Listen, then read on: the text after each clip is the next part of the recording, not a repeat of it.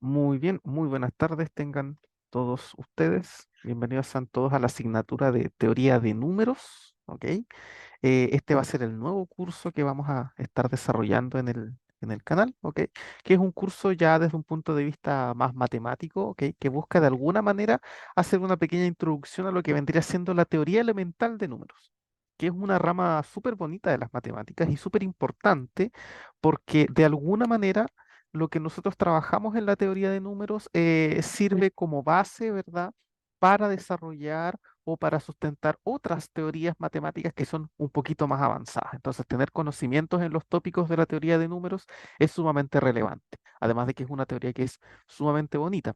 La teoría de números básicamente lo que hace es estudiar a los números enteros, también a los demás conjuntos numéricos, por supuesto, pero principalmente se centra en los números enteros y en las estructuras que de alguna manera se desarrollan a partir de este conjunto. ¿Ok? Generalmente cuando uno estudia los conjuntos numéricos, ¿verdad? Uno va pasando por los distintos conjuntos, ¿no? Por los números naturales, por los números enteros, por los números racionales, y cuando uno llega a los números reales, como que finalmente se queda ahí porque los reales son como el mejor conjunto de todos, entre comillas, ¿verdad? Y uno pasa bastante tiempo trabajando con este conjunto numérico. De hecho, todo lo que uno hace en cálculo se centra en el conjunto de los números reales, ¿ok? Por lo tanto, muchas veces como que este tipo de conjuntos como los enteros se dejan de lado, porque igual uno tiene la convicción de que los enteros de alguna manera están contenidos dentro de los reales. Entonces, tampoco es como que estén tan de lado, pero generalmente uno trabaja con este conjunto. Entonces, los números enteros generalmente como que pasan desapercibidos, ¿no? Como que no es más que agregar a los números negativos y eso es todo. Pero la verdad es que tienen bastante que decir. ¿Ya? Dentro de los números enteros podemos desarrollar varias cosas que son sumamente interesantes y sumamente relevantes, ¿ok? Entonces, la idea de la teoría de números es estudiar este conjunto. Lo que nosotros vamos a hacer aquí en teoría de números es dedicarnos al estudio de los números enteros, a conocerlos, a conocer cómo son sus elementos y cuáles son todas las propiedades que se pueden cumplir o que se puede desarrollar dentro de este conjunto numérico. ¿Ok? Entonces, para poder desarrollar la asignatura, vamos a comenzar con la primera unidad que es de introducción a la teoría de números, donde lo que vamos a hacer es presentar primero a este conjunto numérico, o sea, quiénes son los enteros, cómo son sus elementos, qué propiedades tienen, qué operaciones podemos hacer, ¿verdad? Y una vez que ya los conozcamos, vamos a ir avanzando hacia las siguientes unidades donde ya vamos a entrar a hablar de temas que ya son un poquito más propios de la teoría de números, como la divisibilidad, los números primos. Vamos a estar hablando de las congruencias, vamos a estar hablando de las ecuaciones diofánticas, etcétera, etcétera. ¿Ok? Pero primero partamos con la introducción, donde lo que vamos a hacer es presentar al conjunto de los números enteros. ¿Ok? Entonces, esta primera parte se la dedicamos a estos numeritos que son donde básicamente nos vamos a estar moviendo a lo largo de prácticamente todo el curso. ¿Sí? Entonces, el primer objeto de interés, como ya lo habíamos comentado, dentro de la teoría de números es estudiar el conjunto de los números enteros. El conjunto de los números enteros se representa con una letra Z, con una doble diagonal. ¿Ya? Básicamente, muchas personas dicen, bueno, ¿y por qué los enteros se representan con una Z? Lo que ocurre es que en el idioma alemán la palabra número se escribe Salen, así, Salen, ¿ok? Esa de ahí es una H, ¿sí? Salen, ¿ok? Y como entonces la primera letra de la palabra número en alemán es Z, se dejó para los números enteros la letra Z, ¿ok? ¿Por qué se usó la palabra Salen, digamos, alemana? Bueno, porque los matemáticos que formalizaron este conjunto fueron alemanes. ¿Ok? Entonces, por eso es que se usa la Z para el conjunto de los números enteros. ¿Y qué elementos contiene este conjunto? Básicamente el conjunto de los números enteros lo podemos separar en tres grupitos. ¿Ok? El grupito de los enteros negativos o de los números negativos, el grupito de los enteros positivos o de los números positivos y el cero, que es un numerito que está solito ahí, ¿verdad? Que no está en ninguno de los dos grupos, no es ni positivo ni negativo. ¿Ok?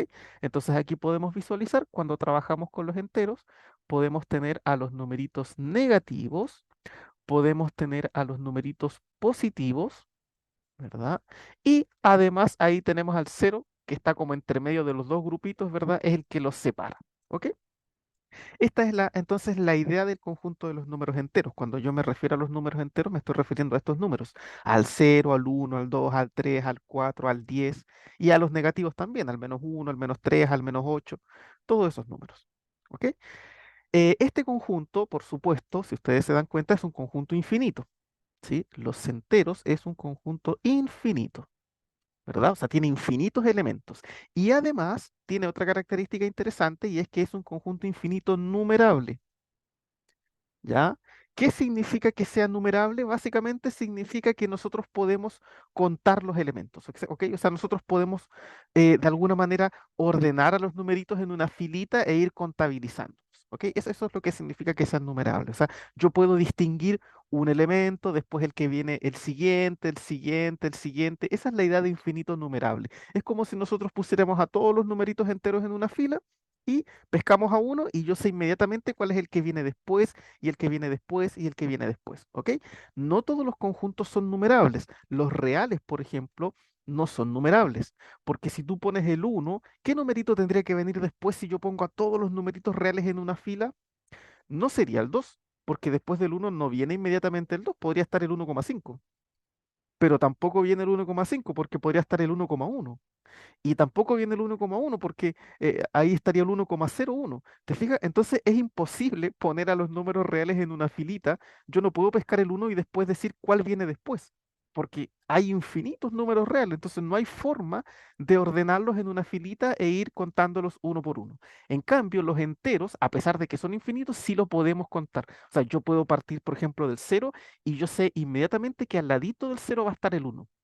Y yo sé que al ladito del uno va a estar el 2. Y sé que al ladito del 2 va a estar el 3. Y así sucesivamente. Eso significa que un conjunto sea numerable. ¿Ok? Entonces los enteros son un conjunto numerable. ¿Ya? Infinitos, pero yo los puedo ordenar en una filita e ir tomar uno y ya sé cuál viene después y después y después y después. ¿Ok? Esa es la idea del conjunto de los enteros. Bien, ¿qué más? Bueno, cuando trabajamos con los enteros, como ya lo habíamos dicho, podemos distinguir tres grupitos. El grupito de los enteros negativos, el grupito de los positivos y el cero. Entonces, yo puedo decir que mi conjunto de números enteros, ¿verdad? Lo puedo separar en tres partes. En los enteros negativos, que lo vamos a representar como z con un menos arriba, esos van a ser los enteros negativos, es decir, el -1, el -2, el -3, todos esos vamos a tener el cero, bueno, que el cero como comentábamos no está ni en un grupito ni el otro, y vamos a tener el conjunto de los enteros positivos, que es donde van a estar todos los numeritos que vienen después del cero. El uno, el 2, el 3, el 4, todos esos numeritos. Entonces, vamos a decir que los enteros son la unión de estos tres conjuntos, ¿sí? O sea, si yo quiero armar a los enteros, va a ser los enteros negativos unidos, es decir, los juntamos con el cero y eso se junta con los enteros positivos. Y ahí tenemos a todos los enteros. O sea, como que de alguna manera, si nosotros tenemos por aquí el conjunto de los números enteros, los podemos particionar, los podemos dividir, ¿verdad? En tres grupitos. El grupito de los enteros negativos, el grupito de los enteros positivos y el grupito que tiene el puro cero. ¿Sí? Esa es la idea. Y esos tres conjuntos, fíjense que son disjuntos, son conjuntos disjuntos. ¿Qué significa eso? Que son conjuntos que no se intersectan entre sí. Es decir, cada uno tiene elementos distintos, ¿ok? No comparten elementos en común, ¿ok? Entonces, esta es la idea general del conjunto de los números enteros y así es como, digamos, los vamos a entender, ¿ok? Detrás de los números enteros hay toda una construcción matemática. ¿Ok? Eso es importante tenerlo en cuenta. O sea, los números enteros no nacen así porque sí, porque yo digo que existen. No, hay toda una construcción matemática. De hecho, los enteros se construyen a partir de los naturales y los naturales se construyen a partir de la teoría de conjuntos.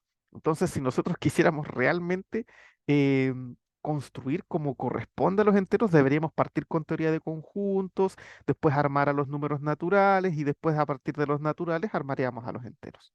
¿Sí? Obviamente no vamos a hacer todo eso porque este no es un curso de teoría de conjuntos, es un curso de teoría de números, entonces vamos a suponer que todo eso de los conjuntos y de los naturales ya existe y ya está. Y nosotros nos vamos a tomar de los enteros y de aquí vamos a empezar a avanzar hacia arriba. ¿Ok? Bien, entonces estos son los numeritos con los que vamos a estar trabajando mayoritariamente a lo largo del curso. Evidentemente también en algún momento vamos a hablar de algunas cosas de los reales, de los racionales, vamos a estar usando fracciones en algún momento, pero la idea será como siempre tratar de quedarnos dentro de los enteros porque en esta primera parte de la teoría de números nosotros nos vamos a encasillar en este conjunto. Entonces la idea es como quedarnos ojalá en la medida de lo posible siempre dentro de los enteros. ¿Ok? Bueno, ya presentamos a sus elementos, ya los conocemos, ¿verdad? Tenemos un montón de numeritos. Una cosa interesante que podemos hacer en los enteros, y que de hecho se puede hacer también con los otros conjuntos numéricos, es operarlos. Yo puedo definir dentro de este conjunto un par de operaciones, como son la suma y la multiplicación. Y esas operaciones tienen propiedades. Entonces vamos a ver aquí algunas cosas interesantes de este conjunto. Fíjate, este conjunto entonces sobre este conjunto podemos definir una operación de suma y una operación de producto. También podemos definir otras operaciones, pero partamos con esta, ¿verdad? Entonces la suma es una operación que toma dos números enteros, eso es lo que significa esta notación, que toma dos números enteros y me entrega un tercer número entero, ¿sí? Eso es lo que hace la operación de suma de enteros. Tomamos dos numeritos enteros y entregamos un tercero, ¿verdad? Por ejemplo, yo puedo tomar el numerito 2, puedo tomar el numerito 4, lo sumo y el resultado de eso me da 2 más 4 que es 6. O sea, efectivamente, fíjate, estamos tomando dos numeritos enteros y el resultado es un tercer numerito entero. Puedo así entonces ir operando. Aquí vamos a aludir a la suma que ustedes ya conocen, ¿verdad? No sé, yo ahora podría tomar, por ejemplo, el 9, podría tomar el menos 5 y voy a sumar 9 más menos 5 y ahí ya nosotros sabemos que eso nos va a dar 4, ¿verdad? 9 más menos 5 nos da 4, ¿ok? Porque de alguna manera ese más con ese menos de ahí, nosotros sabemos intuitivamente que más por menos es menos. La pregunta es ¿por qué? Bueno, vamos a demostrarlo más adelante, ¿sí? Pero por mientras vamos jugando con estos numeritos. Así, entonces yo puedo ir sumando esos numeritos y puedo ir haciendo varias cosas. Una de las cosas que nosotros hacemos bastante en matemática es preguntarnos qué propiedades cumplen las operaciones con las que nosotros trabajamos. Conocer y manejar las propiedades de un conjunto numérico es sumamente relevante porque nos permite, ¿verdad?, ir trabajando de mejor manera. ¿Ok? Entonces, la suma de números enteros, ¿qué propiedades cumple? Bueno, aquí tenemos una lista de propiedades. La primera propiedad es la propiedad asociativa. ¿Qué nos dice la propiedad asociativa? Nos dice que si yo quiero sumar tres números enteros, fíjate que la definición de suma es para dos números enteros. Yo aquí sumo dos enteros. Pero ¿qué pasa si yo quisiera sumar tres? ¿Qué pasa si yo quisiera sumar el 2 más el 9 más el 7, por ejemplo? Ya, eso no lo tenemos definido aquí porque la suma nos define la suma de dos nomás. Entonces lo que nos dice la asociatividad es que si queremos sumar tres numeritos enteros, lo que podemos hacer es ir sumando de a dos, porque nosotros sabemos sumar de a dos. Entonces lo que yo podría hacer es primero sumar estos dos, ¿verdad? Estos dos, 9 más 2 que me da 11 y ese lo sumo con el tercero, 11 más 7 18.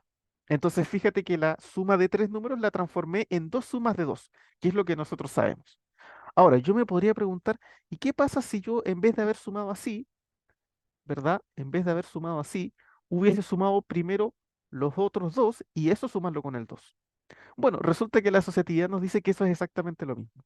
Da lo mismo como nosotros agrupemos, la suma va a valer lo mismo. Claro, aquí yo podría sumar entonces primero 9 más 7, que son 16, y si el 16 le sumo 2, me da 18 también. Así que efectivamente, en general, ¿verdad? Esto se cumple la asociatividad en la suma de los números enteros.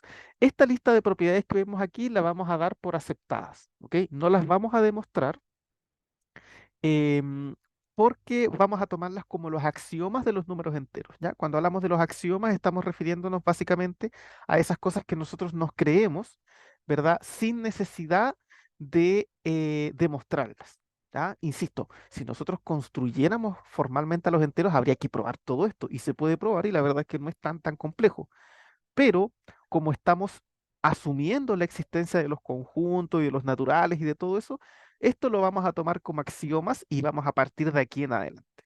¿Ok? Bien, aquí entonces tenemos un ejemplo de la asociatividad de los números enteros. ¿Qué otra propiedad se cumple dentro de esta operación? La otra propiedad interesante que se cumple es que hay un elemento neutro. Dentro de los números enteros existe un elemento especial que nosotros lo conocemos como el cero, que era justo ese numerito que estaba como entre medio de los positivos y los negativos, y resulta que ese numerito es más curioso de lo que parece. La propiedad que nos indica aquí es que cualquier número al que le sumemos cero, ya sea por la derecha o por la izquierda, nos va a devolver el mismo número. Es decir, no va a afectar a la suma entre comillas el cero, ¿sí? Cualquier cosa a la que tú le sumes cero, nos va a devolver el mismo valor. Y además, fíjense aquí lo que dice la propiedad, es que existe un único número entero que es el cero. O sea, esto nos está diciendo que el cero es el único que tiene esta propiedad. No hay ningún otro número entero que tenga esta propiedad de que cuando tú lo sumas con cualquier otro te devuelva el mismo. El cero es el único. ¿Ok? Eso es lo que nos dice ahí el símbolo de existencia con un símbolo de exclamación. Eso no significa que existe un solo número entero que cumple la propiedad que está ahí. ¿Ya? De hecho, se puede demostrar, el axioma incluso es más básico. Uno solamente debe decir que existe y después uno puede probar la unicidad, ¿verdad? Vamos a hacerlo, de hecho, vamos a jugar un poquito con las demostraciones que aquí en teoría de números se usan bastante, ¿sí? Entonces, supongamos que, no, que esto es falso, supongamos que el cero no es el único que cumple esta propiedad, supongamos que hay otro, ¿ok? Entonces, supongamos que existe el cero, yo ya sé que el cero cumple esta propiedad, que a más cero es lo mismo que cero más a, y eso es a. Y esto es para todos los números enteros, para cualquiera. Ya, supongamos que existe otro número entero que cumple la misma propiedad. Supongamos que existe otro. Y supongamos que estos son distintos, obviamente. Supongamos que el cero es distinto del cero prima, pongamos. Y supongamos que este goza de la misma propiedad.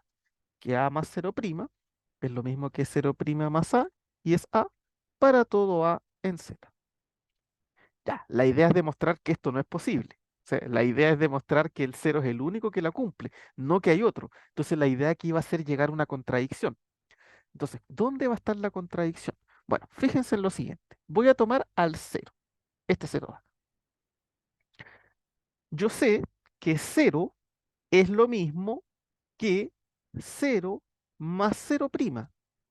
¿Por qué? Porque se supone que el cero prima cumple la propiedad de que cuando se lo sumas a cualquier otro número entero te lo deja igual. Y como el cero es un número entero, si tú al cero le sumas el cero prima, debe dejarlo igual. O sea, me tiene que dejar el cero. Así que estas cosas son iguales.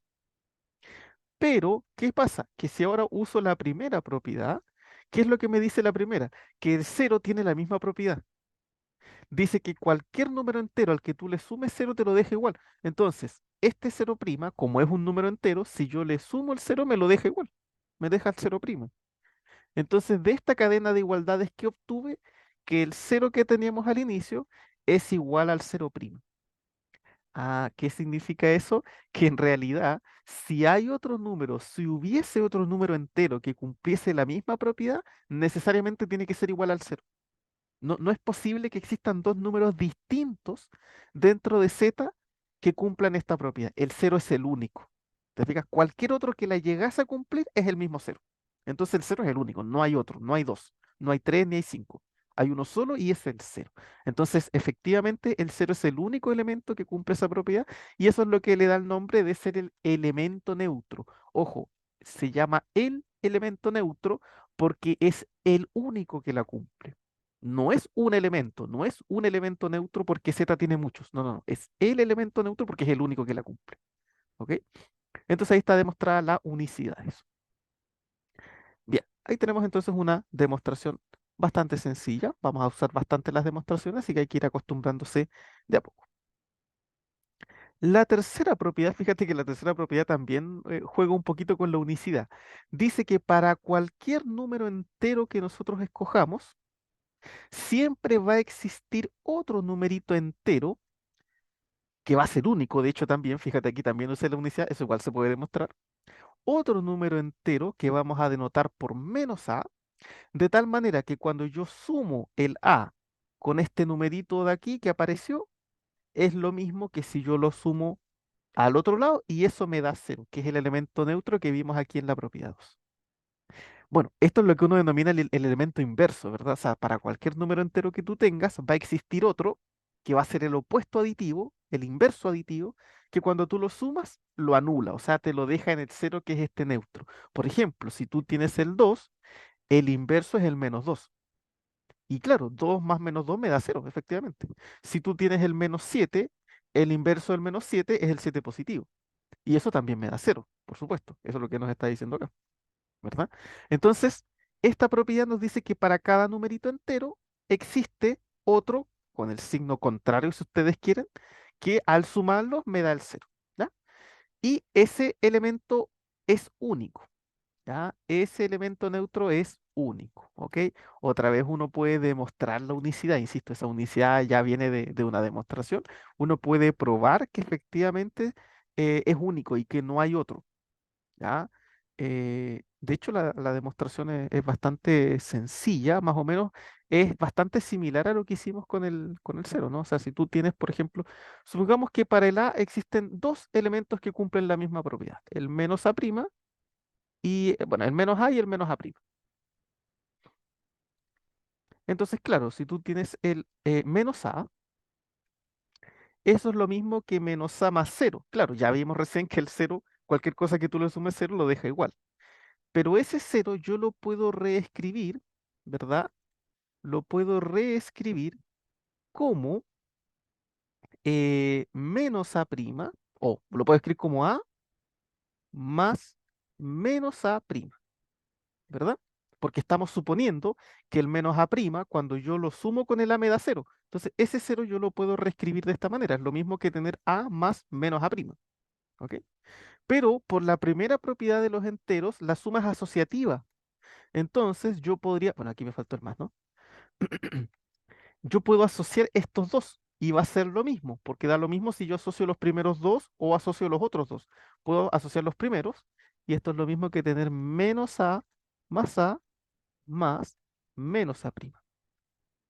Pero fíjate, menos A cumple la propiedad de que cuando tú lo sumas con A te da cero. Esto es cero entonces. Entonces esto me es lo mismo que cero más menos A'. Y ya vimos recién que cualquier cosa que le sumemos cero es lo mismo. Entonces esto es lo mismo que menos A'. Entonces fíjate, ocurre exactamente lo mismo de recién. El menos A que teníamos al inicio es lo mismo que el menos A'. ¿Te fijas? Entonces otra vez ocurre lo mismo. No hay dos elementos distintos que cumplan esta propiedad. O sea, para cada número A que tú tomes, va a existir otro y ese otro es único. Porque si hubiesen dos, serían el mismo. Eso es lo que nos está diciendo esta demostración. ¿Ok? Entonces, efectivamente, si tú tomas un número entero, va a existir un único número entero aparte, que cuando tú lo sumas con el primero te da cero. Lo anula, por decirlo así. Y aquí está la demostración, ¿no? Supusimos que habían dos distintos y llegamos a una contradicción ahí jugando con algunas igualdades y algunas propiedades. ¿Sí? Así que ahí ya está listo. Esta tercera propiedad es la que se llama la propiedad del elemento inverso. Y otra vez le pongo el título de el elemento inverso porque ya demostramos que hay uno solo. No hay dos, hay uno solo. Por último, la última propiedad de la suma es que es conmutativa. Esta es la mejor propiedad, yo creo. Nosotros estamos muy acostumbrados a la conmutatividad y tenemos la suerte de que los enteros se cumplen. No en todas las estructuras matemáticas que hay se cumple. Por ejemplo, en las matrices, pensemos en el producto de matrices, no es conmutativo. O si trabajamos con vectores, el producto cruz de vectores no es conmutativo. No nos da exactamente lo mismo. Entonces, aquí en los enteros tenemos la suerte de que la suma sí es conmutativa.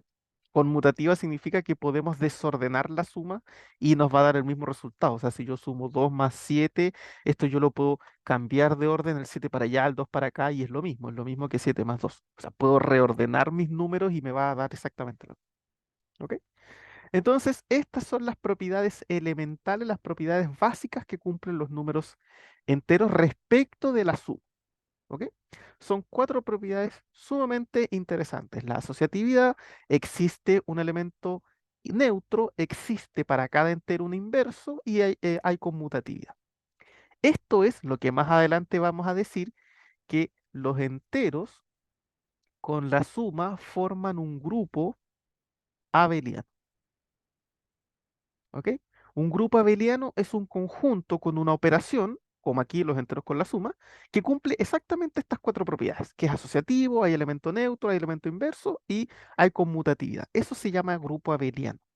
¿Ok? Y hay muchos grupos abelianos, los enteros no son el único. Si ustedes piensan, los racionales con la suma también cumplen estas propiedades, los reales con la suma, los complejos con la suma, también son ejemplos de grupos abelianos, ¿ya? Incluso hay otros grupos más raros, ¿ya? Pero no nos vamos a meter con eso todavía. Sí, pero esto es lo que se denomina en matemática un grupo abeliano, ¿ok? Más adelante, de hecho, vamos a hacer una pequeña introducción a la teoría de grupos cuando veamos congruencias. Bien, por otro lado, además de la operación de suma, tenemos una operación de multiplicación. Y la operación de multiplicación actúa de manera muy similar. ¿Ok? Vamos a tomar dos números enteros y los vamos a multiplicar y vamos a obtener un tercero. ¿Verdad? Por ejemplo, yo puedo mezclar el 2 con el 3 y el 2 por 3 me da 6. Efectivamente, aquí tenemos dos números enteros y me vino a llegar un resultado en los números enteros. ¿Ok? La multiplicación que nosotros ya conocemos.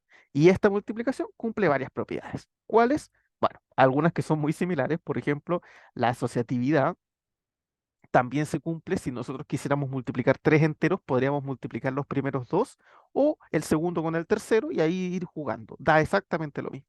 ¿Ok? Incluso si nosotros quisiéramos multiplicar tres números enteros, ni siquiera sería tan necesario poner paréntesis. O sea, yo puedo poner perfectamente 2 por 3 por 7.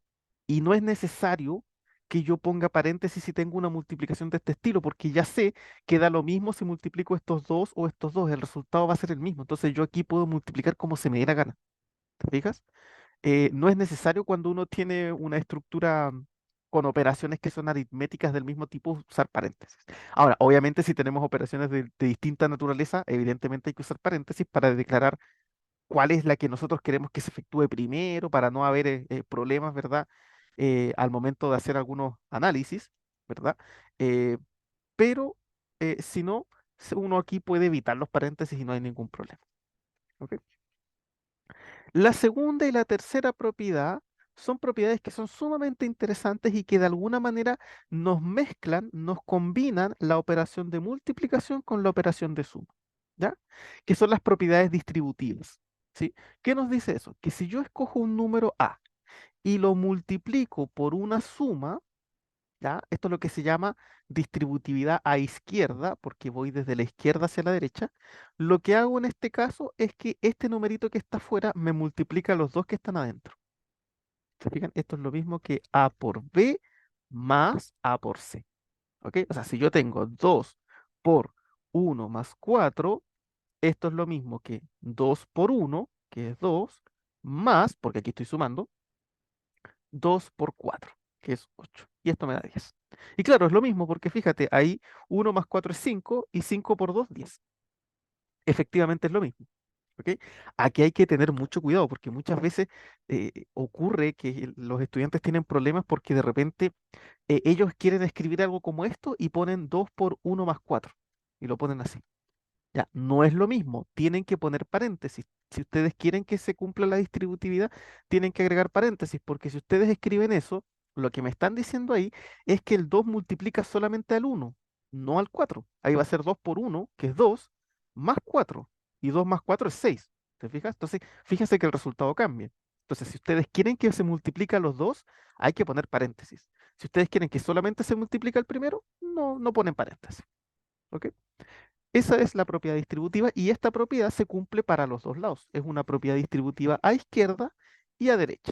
¿Sí? Es decir, si ahora yo tengo una suma y multiplico distributivamente por la derecha, también se cumple. Esta es distributividad derecha porque ese C me va a multiplicar a este y a este. ¿Se fijan? Se cumple lo mismo para los dos lados. Entonces aquí va a ser A por C más B por C. De la misma manera como si yo tengo 4 más 6 por 3, aquí va a ser 4 por 3, que es 12, más 6 por 3, que es 18. Y eso es 30. ¿Se fijan? Esas son las propiedades distributivas. Otra propiedad, existe, y aquí también hay unicidad, esta no la voy a demostrar, la voy a dejar para ustedes, también se prueba de manera muy similar en realidad. Pueden probar que este uno es único, ¿ya? Pero resulta que los enteros también así como en la suma estaba el cero, que cualquier cosa a la que tú le sumabas cero lo dejaba exactamente igual, en la multiplicación también. Y ahí ya no es el cero, es el uno. ¿Ya? Cualquier número que tú multipliques por uno te deja el número exactamente igual. ¿Ok? Esa es una propiedad básica. 7 por uno es 7. ¿Te fijas? Cualquier número que ustedes multipliquen por uno lo deja igual. Y ese uno es el único con esta propiedad. ¿Ok? O sea, hay un solo número entero que cumple esta propiedad para todos los demás. O sea, cualquier otro número que cumpla esta propiedad de que cualquier entero que se multiplique por ese te dé el mismo, necesariamente ese número tiene que ser el uno, porque hay uno solo. Eso es lo que nos está diciendo acá. Existe un único número entero que es el uno que cumple esta propiedad. No hay dos, no hay tres, no, hay uno solo. Tenemos ahí también que demostrar eso. Hay una demostración de unicidad detrás de ello. Y es bastante trivial, de hecho. La voy a hacer, pero es bien sencilla, ¿no? Supongamos que está el uno, entonces cualquier número que tú multipliques por uno te lo deja igual. Y supongamos que hay otro que también tiene la misma propiedad. Pongámosle uno prima. ¿Ya? Vamos a demostrar que son los mismos en realidad. Ya que si yo tengo dos números distintos que cumplen esta. Chuta, ahí puse uno. Si yo tengo dos números que cumplen esta propiedad, necesariamente es el uno. No hay otro con esta propiedad. Entonces, claro, tomemos al uno. ¿Ya? Yo sé que uno es lo mismo que uno por uno prima. Claro, estoy tomando el uno y como el uno es un entero, yo sé que si multiplico el uno, que es este, por el uno prima, me deja el mismo uno. Pero ahora, si ocupo la primera propiedad, cualquier número que yo multiplique por uno lo deja igual. Entonces, este, si yo lo multiplico por uno, lo deja igual. Es lo mismo que uno primo. Entonces, ahí llego a la demostración de que uno es igual a uno primo. Entonces, efectivamente, hay uno solo. No hay dos, no hay tres, no. Hay uno solo que cumple esta propiedad. ¿Ok? Bien. Ahí está demostrada la unicidad. No la iba a demostrar, pero terminé demostrándola igual. ¿Ok? Ahí está la demostración de la unicidad para que ustedes se den cuenta que estas demostraciones son bastante sencillas, pero son sumamente relevantes. O sea, esto es lo que después nos da la convicción de poder hacer algunos arreglines algebraicos. ¿Ya? Esto es lo que a nosotros nos permite hacerlo. O sea, no es porque a alguien se le ocurrió, sino que estas cosas hay que demostrarlas. Por último, tenemos la conmutatividad, la sumamente importante conmutatividad. ¿Ok? También el producto de números enteros es conmutativo, así que esta propiedad, insisto, es como de las mejorcitas. Cualquier número que ustedes multipliquen pueden desordenar las multiplicaciones como ustedes quieran. Incluso pueden partir de cualquier lado, ¿no? O sea, si yo, por ejemplo, tengo 2 por 7 por 3 por 4, yo digo, chuta, a lo mejor no se me ocurre cómo multiplicar esto.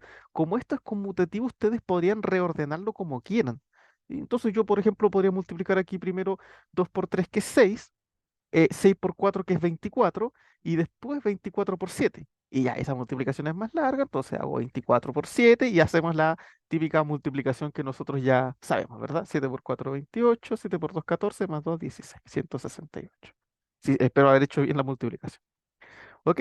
Entonces ustedes pueden multiplicar en el orden en el que quieran y eso está justificado finalmente por la propiedad conmutativa. ¿Ya? Entonces, este es el conjunto de los números enteros. Estas son sus propiedades como más relevantes, por así decirlo. Incluso nosotros vamos, bueno, no nos vamos a meter tanto con eso, pero se dice que los enteros con la suma y el producto tienen estructura de anillo. ¿Ya? Y de hecho no solamente un anillo, es un anillo conmutativo con unidad. Ahí uno puede ir jugando y la verdad es que la teoría de números tiene esta cosa bonita de que rápidamente se conecta con las estructuras algebraicas, entonces uno ya empieza a mirar cosas un poquito más complejas. ¿Sí? Pero no nos vamos a meter en eso. Bien, entonces si bien el conjunto de los enteros cuenta con una buena batería de propiedades aritméticas, que son sumamente aceptables, las que uno espera, la conmutatividad, la asociatividad, son como las propiedades que uno siempre espera, ¿verdad? Presenta un problema en cuanto a los inversos multiplicativos. Acuérdense que la suma tenía sus inversos aditivos. Para cada entero existía un único inverso aditivo. Bueno, uno se podría preguntar, ¿y para la multiplicación también existirá un inverso multiplicativo? Y ahí llegamos a un problema porque no están los inversos multiplicativos, ¿ok? Los únicos números que cuentan con un inverso multiplicativo es el uno y el menos uno, ¿ok? No hay ningún otro. Entonces, por aquí tenemos como ese pequeño detalle de que si bien hay inversos aditivos, no hay inversos multiplicativos. El único que tiene inverso multiplicativo en Z es el uno y el menos uno. ¿Ok? Es decir, ¿cuál sería la idea de inversos multiplicativos? Que si tú a un número lo multiplicas por otro, te dé la unidad, ¿verdad? Así como antes el inverso aditivo era cuando un número tú le sumabas otro, te dé el cero, que era el neutro. Bueno, aquí en la multiplicación el neutro es el uno y la operación es la multiplicación. Entonces sería que A por B me dé 1.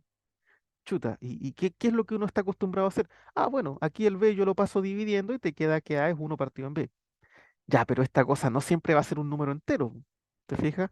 Esto no siempre la división no es un número entero. De hecho, la división es todo un tema. La unidad 2 va a tratar prácticamente todo el tema sobre divisibilidad y números primos. Porque dividir no siempre se puede en Z. Entonces ahí vamos a tener que hacer arreglines con el algoritmo de la división y varias cosas. Esta división no siempre es entera. ¿Cuándo va a ser entera? Bueno, si B vale uno, aquí me queda que A vale uno partido en uno, que es uno. ¿Te fijas? Entonces, claro, efectivamente, si A y B valen uno, te queda que A por B es lo mismo que uno por uno, que es uno. Entonces, el uno sí tiene su inverso multiplicativo. ¿Y quién sería? El mismo uno. Pero ¿qué pasa si aquí B hubiese sido menos uno? Si hubiese sido menos uno, A hubiese sido uno dividido en menos uno. Eso también es menos uno. Entonces, claro, efectivamente, si tú multiplicas menos uno por menos uno, eso nos da uno. Entonces, el inverso multiplicativo del menos uno es el mismo menos uno. Y esos son los únicos que tienen esta propiedad, son las únicas unidades. ¿Ok? Cuando nos referimos a unidades, son aquellas que tienen el inverso multiplicativo. No hay más. ¿Ya? Entonces, vamos a encontrarnos de repente en el camino con algunos problemas porque no tenemos inversos multiplicativos. Entonces, van a haber algunas propiedades que vamos a tener que dar una vuelta para demostrarlas porque no vamos a poder ir directo. ¿Ya? Por causa de la no existencia de inversos multiplicativos, que si existieran sería uno mucho más rápido. Pero como no están, de repente hay que dar algunas vueltas para llegar a demostrar los resultados. ¿Ok? Pero eso ya lo vamos a ir viendo más adelante. Perfecto. Esta es entonces la introducción a los números enteros. En esta unidad, que es la unidad de introducción a la teoría de números, vamos a estar hablando bastante sobre los números enteros, sobre sus propiedades. Vamos a estar demostrando resultados, ¿ok? La teoría de números es una teoría bien matemática. Bueno, todas las teorías matemáticas tienen esta estructura, pero principalmente aquí en este curso nosotros nos vamos a enfocar bastante en las demostraciones, ¿ok? Así que eso es, vamos a ir finalizando esto y ya nos veríamos en una próxima ocasión. Que estén todos muy bien.